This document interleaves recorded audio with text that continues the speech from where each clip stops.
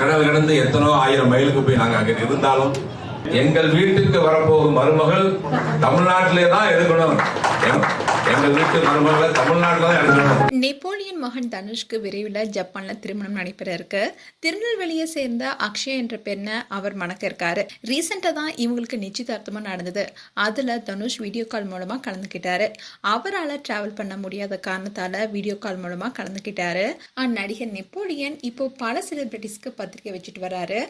ஜப்பான்ல தான் திருமணம் நடைபெற இருக்கு. இந்நிலையில தனுஷுடைய நிச்சயதார்த்த போட்டோ எடுத்த நிறுவனம் அதை ஆல்பமா தயாரிச்சு நெப்போலியன் அண்ட் ஃபேமிலி கிட்ட கொடுத்துருக்காங்க. அந்த வீடியோல ஒட்டுமொத்த நெப்போலியனுடைய குடும்பமே ஹாப்பியா இருக்காங்க. இந்த வீடியோ இப்போ சோஷியல் மீடியால வைரல் ஆயிட்டு வருது. இதற்கிடையில தனுஷுடைய திருமணத்தை வச்சு பலரும் பலவிதமா விமர்சிச்சுட்டு வராங்க. முக்கியமா தனுஷுடைய உடல்நிலையை காரணம் காட்டி அவருக்கு திருமணம் என்பது தேவையில்லாத ஒண்ணு, ஒரு பெண்ணுடைய வாழ்க்கை கெடுக்கிறாரு என்ற காரணத்தை சொல்லி பைல்வான் ரங்கநாதன் ஆகட்டும், தமிழா பாண்டியன் ஆகட்டும் தொடர்ந்து பேசிட்டு வராங்க. ஆனா இது தேவையற்ற ஒன்றாவே கருதப்படுது.